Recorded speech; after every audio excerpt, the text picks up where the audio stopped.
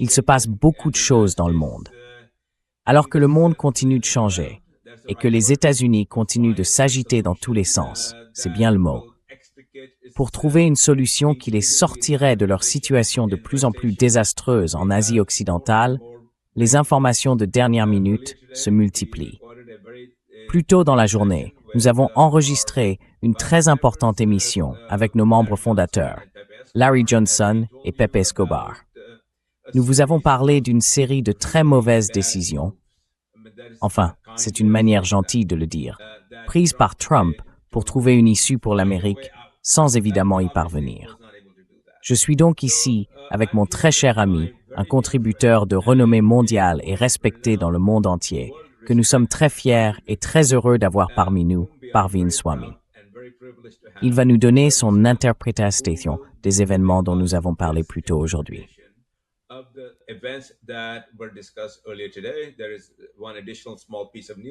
Il y a un petit élément d'information supplémentaire que j'ajouterai à cela, une fois que j'aurai énuméré ces événements. Ici, c'est Transition Protocol. Si vous aimez ce que nous faisons, je vous invite à cliquer sur J'aime et à vous abonner. Cliquez aussi sur le bouton de notification. Rendez-vous sur Substack, sous le même nom, Transition Protocol, pour $5 par mois. Nous vous livrerons ces informations de grande qualité directement dans votre boîte mail, 2 fois par semaine. Alors, bienvenue, Parveen. Permettez-moi de vous exposer ce qui m'est parvenu par mes sources, par mes contacts, et dont nous avons parlé plus tôt aujourd'hui. Mais bien sûr, nous aurons le privilège d'entendre votre point de vue.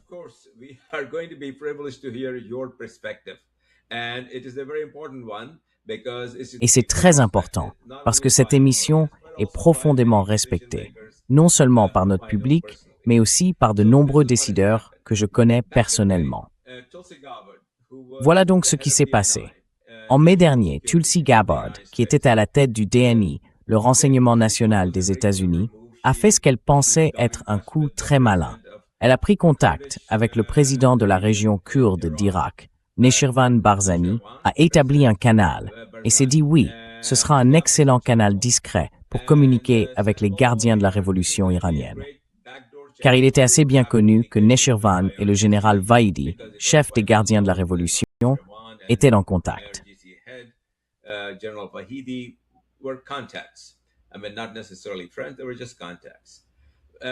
Enfin, pas forcément des amis, c'était simplement des contacts. Et elle a, en gros, établi un canal de communication. Et avant d'entreprendre quoi que ce soit d'important dans cette direction, Trump, qui cherchait à cultiver une relation avec le maréchal pakistanais, a formulé une demande après avoir tout fait pour gagner ses faveurs. Il a dit « Pourriez-vous, s'il vous plaît, me mettre en contact avec le chef des gardiens de la Révolution ?» Même pour quelqu'un qui observe simplement les événements mondiaux, ça me paraît amateur. Je sais que le maréchal Asim Munir est un homme très intelligent, extrêmement aguerri. Que l'on approuve ou non ce qu'il fait, on ne peut pas dire qu'il n'est pas intelligent ni très compétent.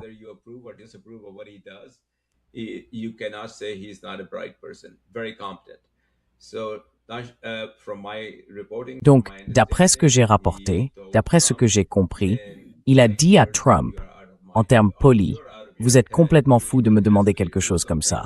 Je ne le ferai pas, parce que si je faisais quoi que ce soit qui ressemble, même de loin, à ce que vous voulez que je fasse, je ne serai plus jamais invité en Iran. » Trump a donc été déçu. Et à partir de là, il s'est détourné d'Asim Munir. On a aussi vu tous ces articles affirmant qu'il prenait ses distances avec Asim Munir, qui voulait aller au Qatar, voulait aller à Oman, blablabla. Sauf que quand il y est allé et qu'ils ont contacté Téhéran, Téhéran a répondu « Non, non, non, non, non. Nous avons nos contacts. Et vous savez qui ils sont. Rentrez chez vous. »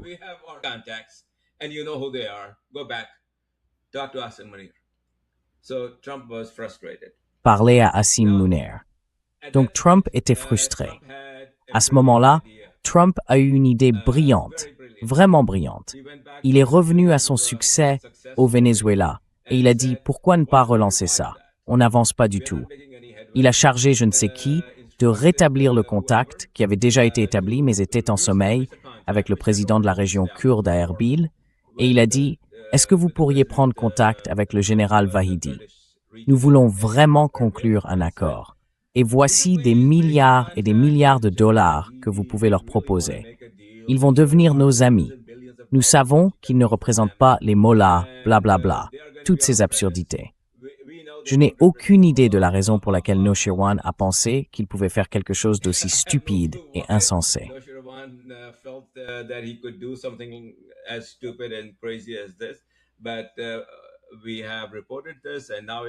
Mais nous l'avons révélé, et 2 jours plus tard, Axios le confirme. Axios est une bonne source parce qu'ils sont très proches de l'administration Trump. Ensuite, oh oui, nous avons pris contact par l'intermédiaire de Noshirwan. C'était un canal diplomatique. C'était un canal discret. Eh bien non, rien de tout ça. C'était une tentative de corruption du général Vahidi. C'était une tentative de créer une fracture au sein de la direction. C'était une tentative d'acheter la direction, de reproduire leur soi-disant capacité à corrompre les gens, à les diviser, comme ils l'avaient montré auparavant au Venezuela.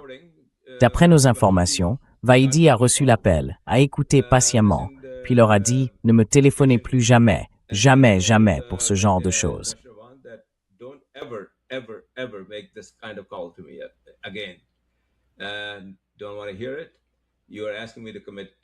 Et je ne veux pas en entendre parler.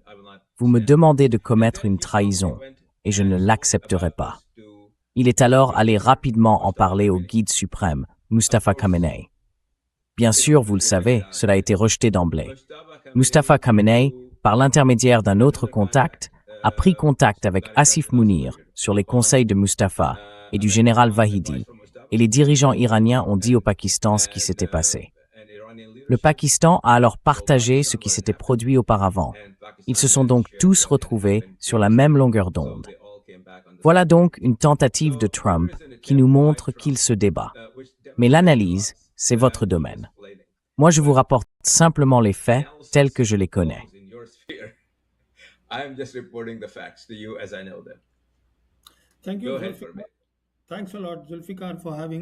Merci. Merci beaucoup, Zulfikar, de m'accueillir sur votre chaîne. Je vous en prie. Tout ce que vous avez dit montre simplement que Trump et l'Amérique ne comprennent ni l'Iran, ni le Pakistan. L'Iran n'est pas le Venezuela. L'Iran fait face à une menace existentielle. Pour l'Iran, c'est une situation totalement différente. Et le simple fait de contacter le général Vahidi pour tenter de le soudoyer avec des milliards de dollars, ou quelle que soit la somme, c'est en réalité un acte désespéré et insensé.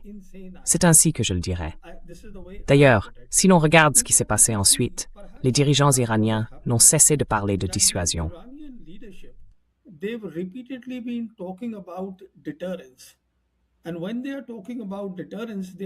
Et quand ils parlent de dissuasion, ils parlent de la combinaison des 2 éléments, la composante militaire, mais aussi la composante politique ou diplomatique. Donc tout cela fonctionne désormais ensemble.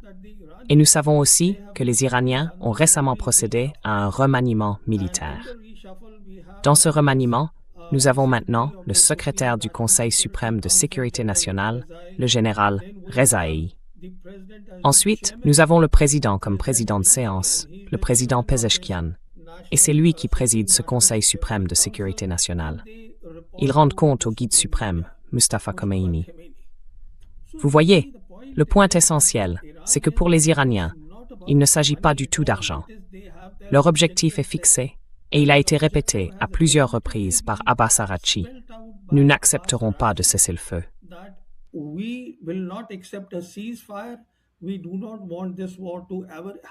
ne voulons pas que cette guerre se reproduise un jour. Et si vous regardez très attentivement comment les choses se sont déroulées au cours des 5 derniers mois, une grande partie de ce qu'ils cherchaient à accomplir, les Iraniens l'ont déjà accompli. Mais c'est un sujet dont nous parlerons dans un moment. À présent, laissez-moi commenter le cas du Pakistan. La chose simple que Trump aurait dû savoir, c'est leur propre histoire avec le Pakistan. S'il l'avait simplement examiné, ou si ses conseillers lui avaient dit que, lorsqu'il s'agit des chefs de l'armée pakistanaise, ils ne feraient jamais de compromis sur leur sécurité nationale. Il ne s'agit pas du maréchal Asim Munir. C'est quelque chose qu'ils n'ont jamais fait. Je vais vous donner deux exemples. L'un d'eux est, et il concerne tous les deux l'Amérique, les relations entre l'Amérique et le Pakistan.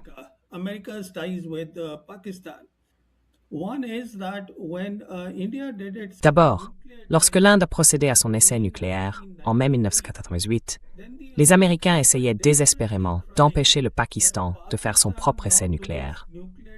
Nous donnerons de l'argent au Pakistan, nous fournirons des F-16. Et Strobe Talbot, qui était alors à la fois un proche ami du président Clinton et le secrétaire d'État adjoint des États-Unis, cherchait à joindre le premier ministre Nawaz Sharif. Personne ne répondait aux appels de son bureau. Finalement, il a réussi à contacter le général Jehangir Karamat, qui l'a invité. D'accord, venez au quartier général.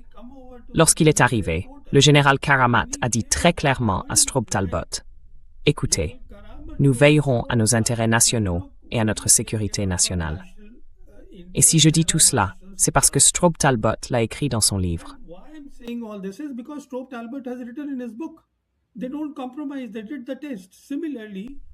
Ils ne font pas de compromis. Ils l'ont démontré. De même, quand le 11 septembre a eu lieu, rappelez-vous que le président Bush a déclaré, vous savez, qu'un ultimatum avait été adressé au monde, ainsi qu'au général Musharraf. Soit vous êtes avec nous, soit vous n'êtes pas avec nous. Et Musharraf a immédiatement répondu, nous sommes avec vous. Mais Musharraf a fait précisément ce qu'il devait faire pour son pays. Donc ce que je veux dire, c'est que s'ils regardent leur propre bilan dans leur relation avec le Pakistan, les généraux pakistanais et leurs chefs d'armée ne font jamais de compromis. Je pourrais donner tellement d'exemples. Alors s'attendre à ce qu'Asim Munir fasse quelque chose comme ça, c'est absolument insensé, pour la simple raison qu'il sait où se situe son intérêt national.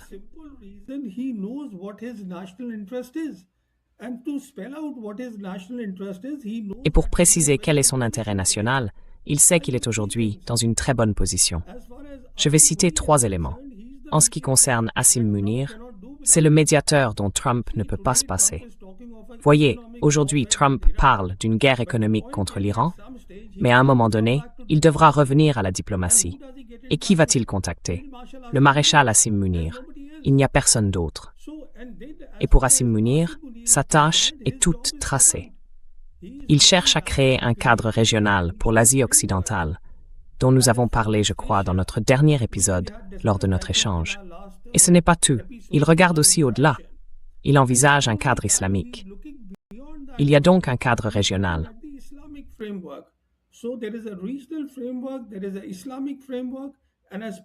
Il existe un cadre islamique. Et dans ce cadre, en Afrique, ils ont désormais conclu une coopération en matière de défense avec la Somalie.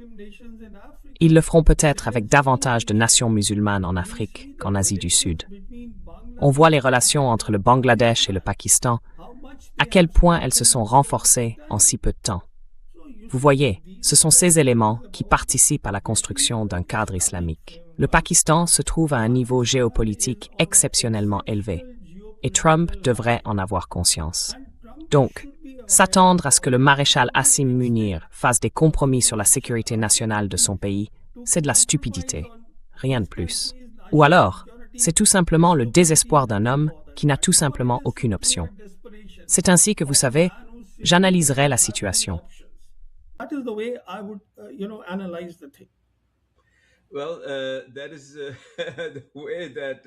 Eh bien, c'est aussi de cette manière que Larry Johnson et Pepe Escobar l'ont analysé plus tôt aujourd'hui.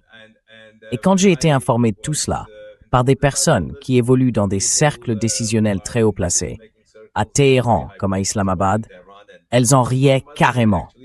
Elles disaient « Comment ce type peut-il être assez stupide pour penser que quelqu'un comme Asim Munir, quelqu'un comme le général Fahidi, agira contre les intérêts, contre l'intérêt national, et trahira pour quelques milliards de dollars, comme si quelques milliards de dollars pouvaient les acheter. » Mais la question plus large que je voudrais vous soumettre, Parveen, est la suivante.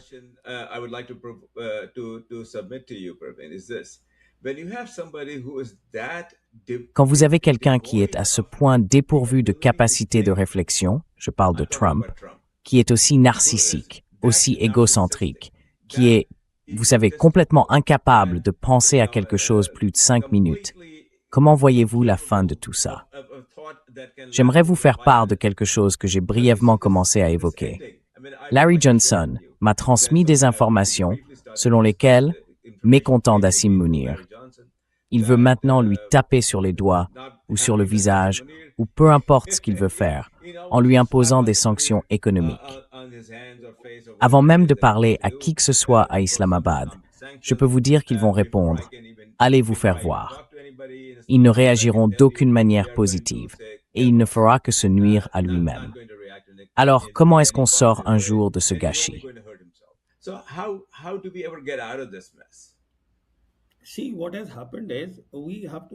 Vous voyez, ce qui s'est passé, c'est qu'il faut d'abord regarder la situation dans son ensemble en Asie occidentale. Quand on l'observe en ce qui concerne Trump, ce qu'il essaie de faire, c'est d'ouvrir le détroit d'Ormuz.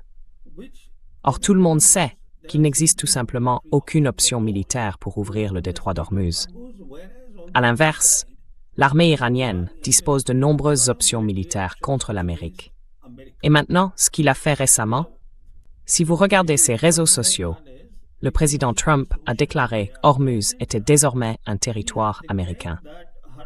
Or, quand vous déclarez une chose pareille et que vous la publiez sur les réseaux sociaux, ce que vous dites, c'est que vous devez la défendre.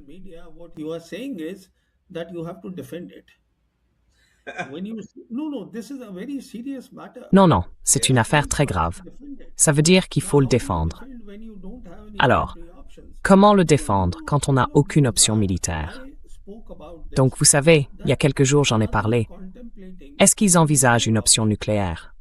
J'ai peut-être été le premier à le mentionner parce que j'ai dit que les Américains ont déjà utilisé cela par le passé. Ce sont les seuls à avoir utilisé des armes nucléaires. Aucun autre pays ne l'a fait. Et puis après ça, vous savez, 3 ou 4 jours plus tard, une élue républicaine, Taylor Greene, a publié un long message sur les réseaux sociaux disant que oui, l'option nucléaire est en discussion.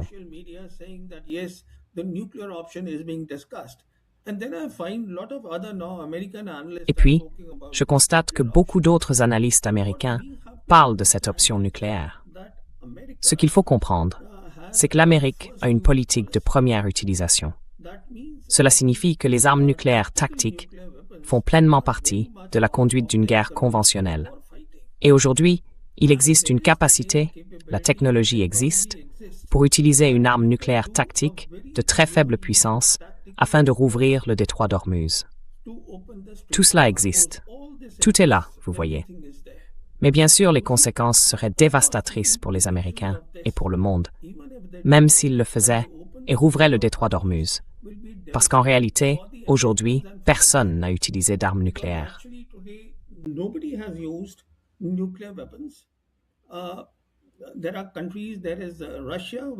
Il y a des pays, il y a la Russie, qui ont une politique de première utilisation. Mais le fait est qu'après que les Américains les ont utilisés et que les gens ont vu les ravages causés par cela, les 2 bombes utilisées sur Hiroshima et Nagasaki étaient en réalité des armes tactiques d'une puissance de seulement 15 kilotonnes. Et voyez les destructions qu'elles ont provoquées. Mais bien sûr, aujourd'hui, il existe des armes bien plus petites. De très petites armes, vous voyez, qui peuvent être tirées depuis un canon. Des armes nucléaires qui peuvent tout simplement tout faire exploser, avec une zone limitée de souffle et de radiation. Tout cela est donc possible. Mais les conséquences seraient très graves, non seulement pour l'Amérique, mais aussi pour la prolifération nucléaire dans le monde.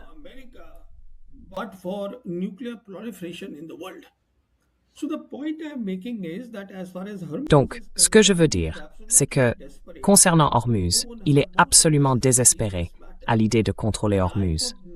Et c'est une affaire grave. Je ne l'estime incapable de rien, parce que ses conseillers en discuteraient.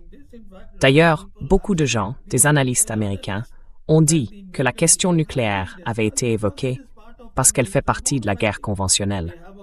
Ils ont une politique de première utilisation. Donc, ce que je dis, c'est qu'il ne faut surtout pas écarter cette possibilité. Il pourrait l'utiliser. Parce que pour lui, la fin du pétrodollar est inacceptable. Or, voici l'ironie de la situation. L'ironie, c'est que de toute évidence, J.D. Vance, le vice-président, fait partie du cercle rapproché.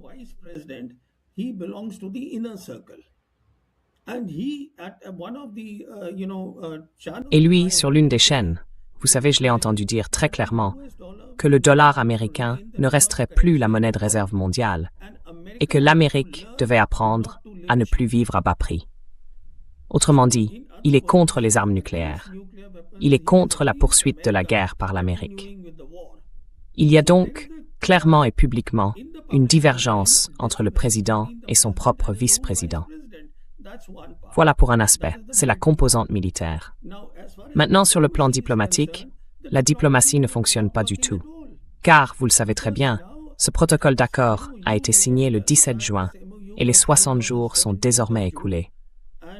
Les Iraniens ont maintenant avancé des conditions bien plus dures, bien plus strictes, pour rouvrir le détroit d'Ormuz.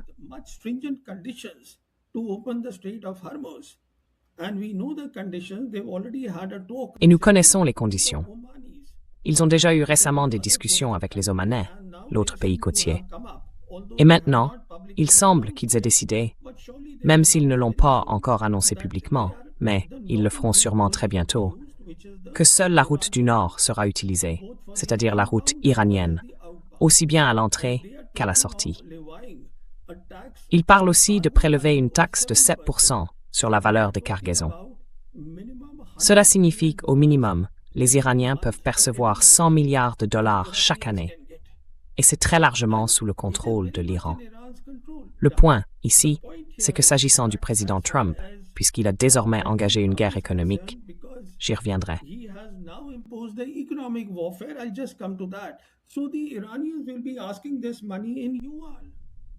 Les Iraniens vont donc demander cet argent en yuan. Ils veulent aussi que toutes les sanctions qui les visent soient immédiatement levées, afin qu'ils puissent vendre leur pétrole, leur gaz, leurs produits pétrochimiques. Et ils veulent que tous les avoirs gelés soient débloqués. Or, quand on regarde ces avoirs gelés, cela représente quelque chose comme 120 milliards de dollars. C'est donc un point qui devra être réglé par la négociation. Et qui va négocier? Qui sera le médiateur? Le Pakistan. Et puis bien sûr, ils ont dit qu'il devait y avoir la paix sur tous les fronts. Il faut amener les Israéliens à l'accepter. Ils ont également dit que les Américains devaient retirer leurs forces, en gros, d'Asie occidentale.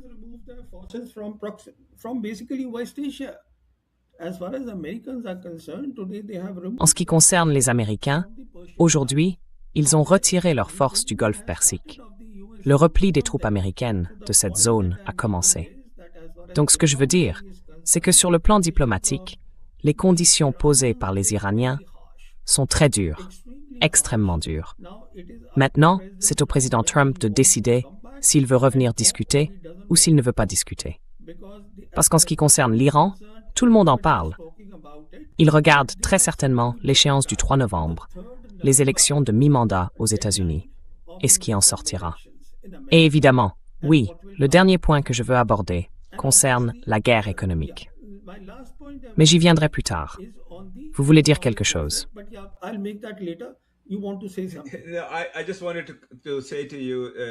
Je voulais simplement vous dire, Parveen, que nos propres informations ont confirmé que Trump a effectivement demandé au général Kane « Est-ce que je peux utiliser des armes nucléaires ?»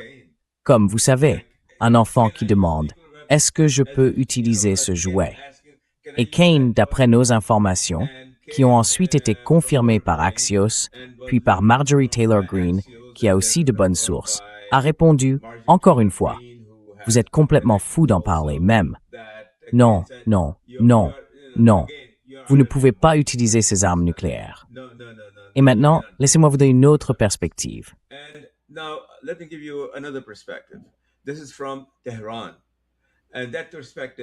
Cela vient de Téhéran.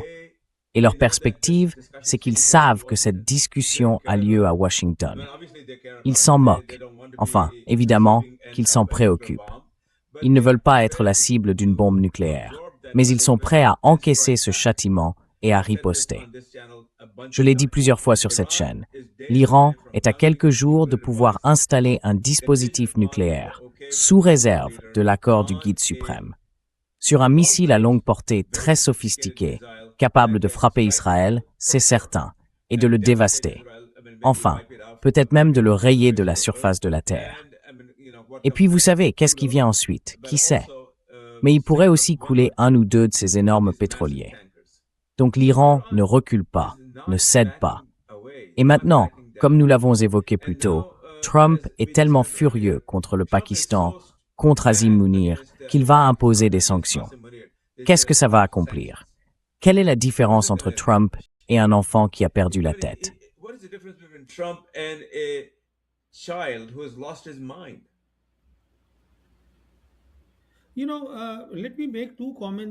Vous savez, permettez-moi de faire deux remarques sur ce que vous avez dit jusqu'ici. L'une sur le Pakistan, l'autre sur l'Iran. Commençons par l'Iran. Je ne vois absolument pas cette possibilité. Si vous sous-entendez que les Iraniens utiliseraient une arme nucléaire. Bien sûr, ils ont la technologie, ils peuvent en produire une, ils peuvent très bien le faire. Ils auraient pu le faire s'ils l'avaient voulu, mais je ne pense pas qu'ils le feront. Et la raison est très simple. Ils savent où ils se trouvent, géographiquement. Ils doivent y vivre. Et ce qu'ils essayent de faire, c'est de construire une architecture de sécurité régionale, un cadre régional.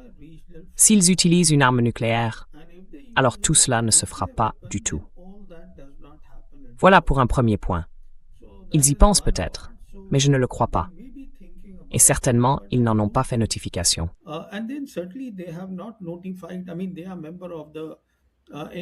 Je veux dire qu'ils sont membres du TNP et qu'ils sont un État non doté de l'arme nucléaire. Et ils n'ont pas violé le TNP. Donc, il est peu probable que les Iraniens... En fait, je suis convaincu qu'ils ne déclareront pas du tout que nous avons des armes nucléaires. Quoi qu'ils aient ou n'aient pas, ils ne le feront pas.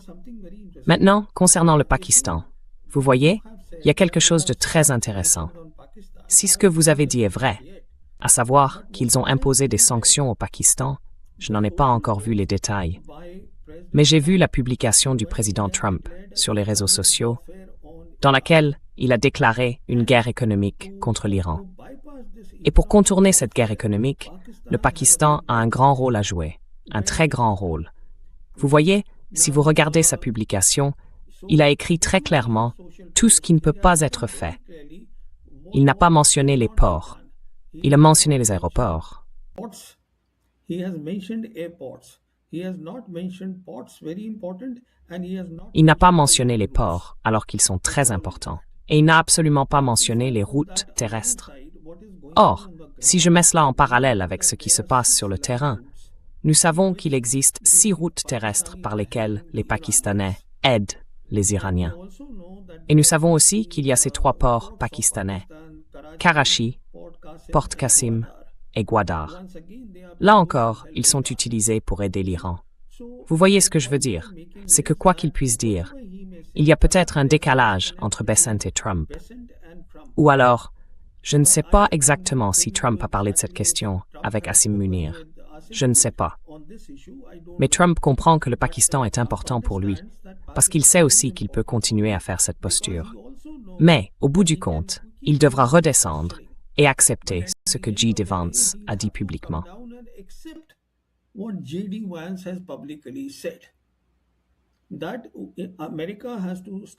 Que l'Amérique doit commencer à vivre selon ses moyens. Voilà comment je vois la question des sanctions contre le Pakistan. Je ne pense pas qu'ils soient vraiment très sérieux à ce sujet, ou alors ce sera quelque chose de très léger.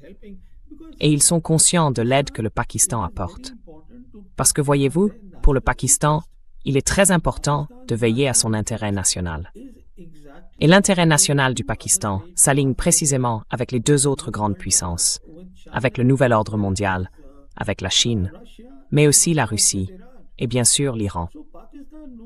Le Pakistan sait donc où il veut aller, et nous le voyons se diriger dans cette direction. Quant à Trump, le Pakistan comprend que l'Amérique est importante, très importante. Mais il comprend aussi que l'Amérique est aujourd'hui une puissance en net déclin, et le vice-président l'admet. Voilà où en sont les choses. C'est mon évaluation de la situation.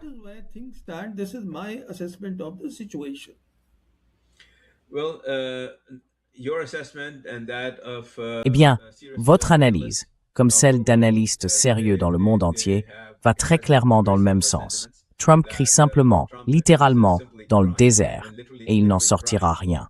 Et je peux vous assurer que le Pakistan ne fera rien d'autre que d'en rire.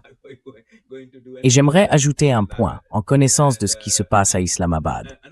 La Chine ne permettra jamais que le Pakistan soit soumis au chantage de Trump. Je le sais de sources certaines. Vous savez, de manière directe, de première main, que la Chine, quoi qu'il se passe, et je suis sûr que vous serez d'accord avec cela, n'agit pas de façon isolée.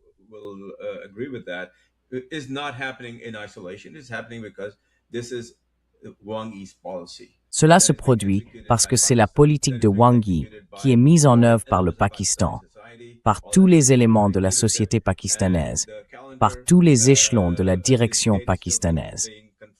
Et la date d'une visite très importante du président du Parlement Ghalibaf et d'Arakchi, à la tête d'une délégation de 21 personnes à Islamabad, est encore en cours de confirmation. Elle pourrait être annoncée dès les prochains jours. Ils vont avoir des discussions sérieuses avec l'ensemble des dirigeants civils et militaires. Et cette relation ne va faire que se renforcer encore et encore. Donc pour moi, ce n'est rien d'autre que le dénouement final. Kirby, vous voyez les choses autrement?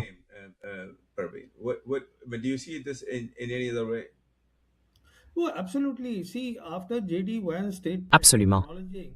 Voyez, après la déclaration de J.D. Vance, reconnaissant que la réalité est désormais là, que l'Empire américain va devoir se passer du dollar comme monnaie de réserve, ce qui signifie qu'une réduction de leur capacité, de leurs troupes, va commencer depuis leur base à travers le monde. Et c'est précisément ce qui a déjà commencé. Par exemple, regardez la Corée du Sud, où le président Trump a dit publiquement « Écoutez, ces gens-là ne sont pas venus. Les Sud-Coréens ne m'ont pas aidé dans le détroit d'Ormuz. Pourquoi ai-je déployé 39 000 soldats là-bas? » Et l'on parle déjà du fait que Trump veut rencontrer le président nord-coréen, qu'il avait rencontré en 2019. Mais voyez-vous, Wang Yi a pris les devants.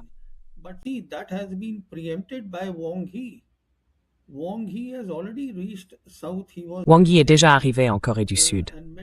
Il y était hier et il a rencontré le président sud-coréen. Et c'est sûrement l'un des sujets dont il discuterait. Il est temps qu'il y ait la paix. Il devrait aussi y avoir une résolution concernant la zone démilitarisée entre les deux Corées. Vous voyez, cela est déjà en train de se produire. Et si vous regardez l'Europe, l'Europe a de nouveau un gros problème. Elle a son propre problème, parce que ce n'est pas que les Américains se soient totalement lavé les mains de la guerre en Ukraine, mais ils veulent certainement que les Européens fassent le gros du travail, et ils le font. Vous voyez, idéalement, ce que les Américains recherchent, c'est cela. Ou en tout cas, c'est ce qu'il avait envisagé. Et c'était raisonnable lorsqu'il a commencé son second mandat.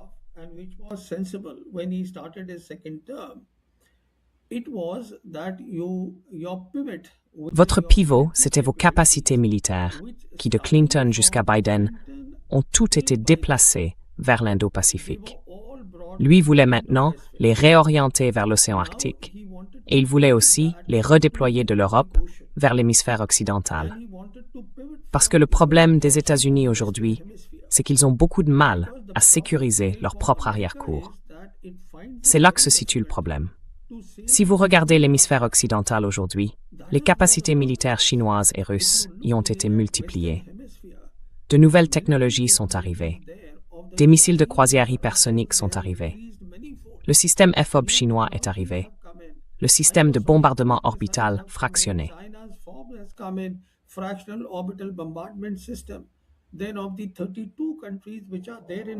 Parmi les 32 pays d'Amérique latine, 22 ont adhéré à l'initiative des nouvelles routes de la soie.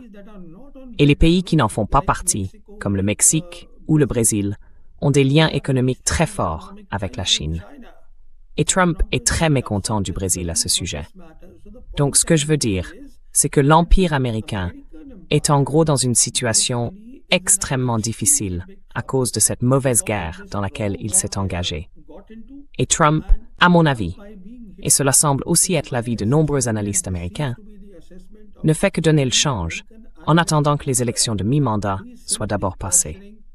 until he wants this midterm elections to first get over. Because if you see the problems, even when we talk Parce of que, the si vous regardez les blockade problèmes, that he has même quand on parle du blocus qu'il a imposé à l'Iran, les Américains souffrent davantage chez eux à cause de ce blocus. Le prix de l'essence a augmenté, l'inflation va augmenter, et toutes ces choses ont un impact sur l'Amérique. Sa cote de popularité a elle-même considérablement baissé. Donc, l'Amérique connaît des difficultés chaque jour, à la fois sur son territoire et dans l'hémisphère occidental. Et c'est là-dessus qu'ils doivent se concentrer maintenant. Au lieu d'être, vous savez, partout dans le monde. Cette époque est terminée. Ce monde-là est terminé. Voilà où nous en sommes, Zulfikar, selon mon analyse. That is where we are, Zulfikar, in my assessment. Absolutely. Not only your assessment, Absolument. but the assessment of all Pas seulement votre analyse, mais celle de tous les universitaires érudits qui observent cela, qui l'étudient en profondeur comme vous le faites, et qui sont très respectés. Et il y a aussi l'analyse, de mon point de vue, qui vient des personnes avec qui je parle, qui m'ont fait l'honneur de me communiquer des informations qui ne sont disponibles nulle part ailleurs. J'aimerais souligner un autre fait évident, qui nous crève les yeux. La réserve stratégique de pétrole s'épuise. Littéralement, elle touche le fond. Et toutes ces absurdités, toute cette posture, peu importe à quel point il se donne en spectacle, peu importe à quel point il saute partout, Trump ne va pas ajouter une goutte de pétrole à cette réserve stratégique, parce que cette goutte de pétrole ne viendra pas du détroit d'Ormuz. Donc, en réalité, il s'est lui-même imposé un blocus. À votre avis, combien de temps cela peut-il durer? Je veux dire, ça doit prendre fin en quelques jours. I mean, it has to come to an end in days. No, I agree with you. In fact, that is what the Non, je suis d'accord avec vous. talking about. En fait, c'est ce dont parlent les analystes américains. Les réserves pétrolières des États-Unis sont revenues à leur niveau de 1982 ou 83. Et il ne leur reste des réserves que pour environ 40 à 43 jours. Vous voyez donc que dans la guerre économique qu'il essaye d'imposer à l'Iran, c'est lui qui souffre davantage que l'Iran. Je vais maintenant vous donner un autre exemple. La stupidité de ce qu'ils essaient de faire. Quand je dis « ils », je parle aussi bien de l'Iran que d'Israël. Vous voyez, récemment, cela fait énormément parler. You see, recently, this is a very big news. There's no doubt about it. That the Il n'y a aucun doute là-dessus. Les Émirats arabes unis ont annoncé qu'il n'y aurait plus de transactions commerciales ni de transactions financières avec l'Iran. Si l'on regarde le commerce en 2024, il représentait 21 milliards de dollars entre les deux pays. Et le système fonctionnait de manière absolument fantastique. Parce que les marchandises arrivaient dans ce port des Émirats arabes unis, Jebel Ali. Puis depuis ce port, elles partaient vers l'Iran dans de petites embarcations. Ensuite, les devises dont l'Iran avait besoin étaient fournies depuis ici. Donc tout cela fonctionnait très bien. Et voilà que soudain, les Émirats arabes unis disent que 2 missiles ont été tirés par les Iraniens. Or, les Iraniens affirment qu'il s'agit d'une opération sous faux pavillon. Ils disent « nous ne l'avons pas fait ». This is a false flag operation. We haven't done it. So the point is, who's done that? And then Alors, la question c'est, qui a fait ça? Et pour cela, vous prenez des mesures aussi strictes que celles qu'ont prises les Émirats arabes unis. Cela montre évidemment qu'il y a la main de Trump et de Netanyahou derrière tout ça, et qu'ils veulent briser le CCG. Et le pays qu'on peut facilement briser, ce sont les Émirats arabes unis. Vous voyez? Ils essayent donc toutes ces choses, mais cela ne détournera en aucune façon les Iraniens de leur objectif principal. Et cet objectif est très clair. Les forces américaines doivent quitter l'Asie occidentale. Et il n'y a désormais aucune possibilité que le détroit d'Ormuz soit sous le contrôle des Américains, ou qu'il soit libre. Il ne peut pas redevenir ce qu'il était avant le 28 février. Voilà où nous en sommes. So that is where we stand. Well, additionally, En plus, Parveen, vous le savez très bien, toutes les bases qui ont été détruites, qui va les reconstruire? Et à quelle vitesse cela peut-il se faire? Imaginons un instant qu'une décision soit prise demain de les reconstruire. Et qui va payer pour cela? and who's going to pay for it? Non, non, je suis tout à fait d'accord avec vous. En fait, la première question, la question fondamentale, est la suivante. Ces pays permettront-ils aux Américains de reconstruire les bases de T? La réponse. Non, c'est bien ça le problème. Prenez Bahreïn. Bahreïn, où se trouvait le quartier général de la 5e flotte. Qu'est-ce qui s'est passé au début de la guerre? Leur base logistique navale, a été totalement bombardée. Et maintenant, ils dépendent de Diego Garcia. Vous voyez, cela m'amène à un autre point intéressant. Malgré tous les discours sur la grande puissance militaire américaine, la réalité, c'est que cette guerre qu'ils mènent, et soyons honnêtes, elle a vraiment duré du 28 février au 8 avril, pas plus. C'était la campagne aérienne. Après ça, ce ne sont plus que des gesticulations. Donc, dans cette guerre, les deux théâtres ont été réunis. Leur commandement central, qui n'était prévu que pour un seul théâtre, a été incapable de faire face aux capacités militaires iraniennes.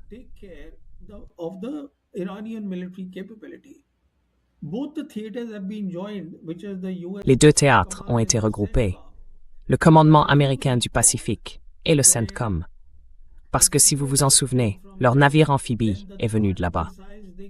Ensuite, les missiles THAAD sont venus du commandement du Pacifique. Des munitions sont également venues du commandement du Pacifique. Et maintenant, la base de Diego Garcia est devenue la base logistique de la marine américaine. Vous voyez, Bahreïn ne leur est plus accessible. C'est complètement détruit. Et c'est précisément pour cela qu'il y a eu des problèmes sur l'Abraham Lincoln, l'USS Abraham Lincoln, le porte-avions.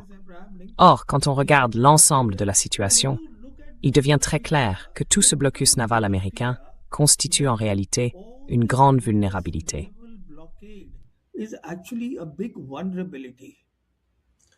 Absolument.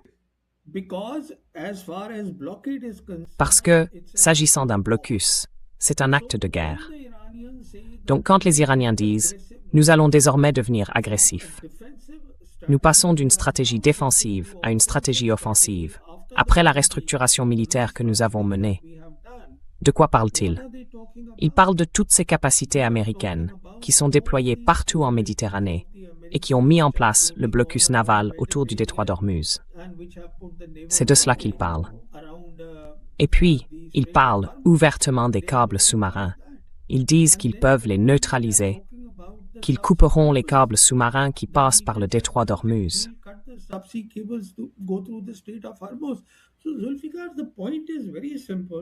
Alors Zulfikar, le constat est très simple. Quiconque relie les points obtient une image très claire.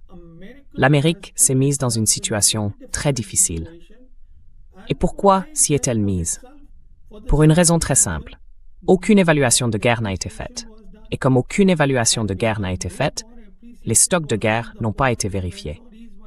Ensuite, malgré tous les discours qu'ils tiennent dans leur groupe de réflexion sur, vous savez, la préparation à une guerre du XXIe siècle contre les Chinois, le fait est qu'ils sont tout juste capables de mener une guerre du XXe siècle. Ils sont très en retard sur la Chine. Voilà où nous en sommes.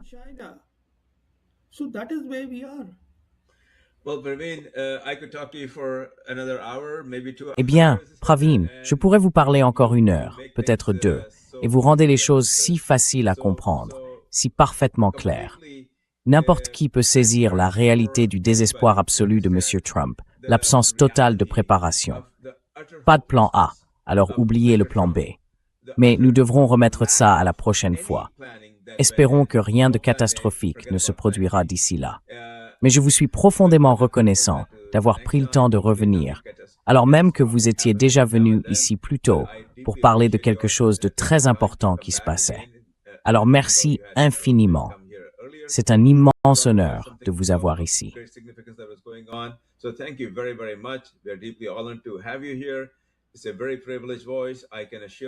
C'est une voix très privilégiée.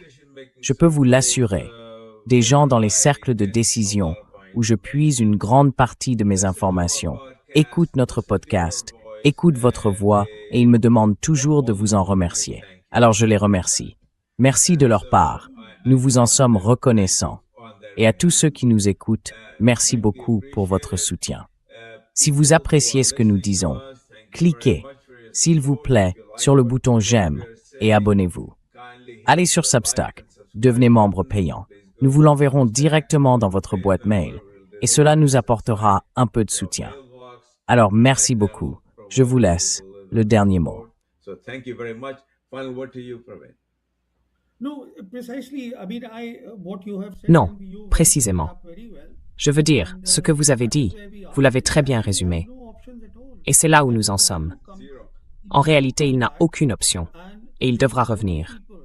Et les seules personnes qui peuvent l'y aider, ce sont le Pakistan et le chef de l'armée pakistanaise. C'est la seule option qu'il a désormais. Est-ce qu'il revient maintenant ou après les élections de mi-mandat? C'est à lui d'en décider, parce que l'Iran fait face à beaucoup de problèmes. Mais rappelez-vous aussi que l'Iran est en train d'éliminer sa menace existentielle. Et l'Iran a beaucoup gagné dans cette guerre, d'énormes gains. Et les Iraniens sont conscients de ce qu'ils ont gagné. And the Iranians are aware of that, what they have gained. Et ils sont prêts à en payer le prix. Oh, absolutely. I mean, they in any case have Oh, been paying the price absolument. since Quoi qu'il en soit, ils en paient le prix depuis le début des sanctions, en 1979. Et ils paient un prix très lourd, cela ne fait aucun doute. taking a lot, Ils endurent donc beaucoup de souffrances, mais ils ripostent, parce que c'est ça, l'Iran. fighting back, because that is what Iran is. Yes. Oui, merci beaucoup Parveen. Merci de voir CS. Thank you. Yours. C'est un vrai plaisir de vous parler Parveen. Merci beaucoup. Praveen. बहुत बहुत शुक्रिया आपका